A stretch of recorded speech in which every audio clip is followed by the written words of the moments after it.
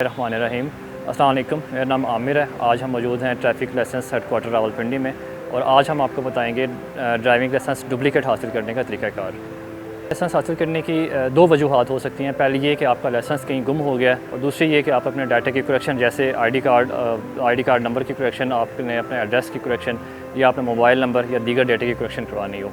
तो पहली सूरत में अगर आपका लाइसेंस लॉस हो गया तो उसके लिए आपको लॉस रिपोर्ट चाहिए होगी और आपको ओरिजिनल आईडी कार्ड चाहिए होगा।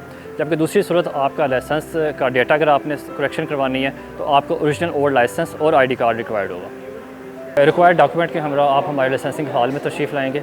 यहाँ पे हमारा स्टाफ आपकी रहनुमाई के लिए मौजूद है और आप यहाँ से अपने डुप्लिकेट सर्विसेज का टोकन हासिल करेंगे। मुतलका काउंटर पर तशरीफ़ लाने के बाद हमारे ऑफिसर आपका डाटा फीड करेंगे और आपको मेडिकल का फॉर्म देंगे। मेडिकल फॉर्म हासिल करने के बाद आपने मेडिकल रूम में आ जाना है। सब ये मेडिकल रूम है, यहाँ पे डॉक्टर साहब आपका मेडिकल करेंगे।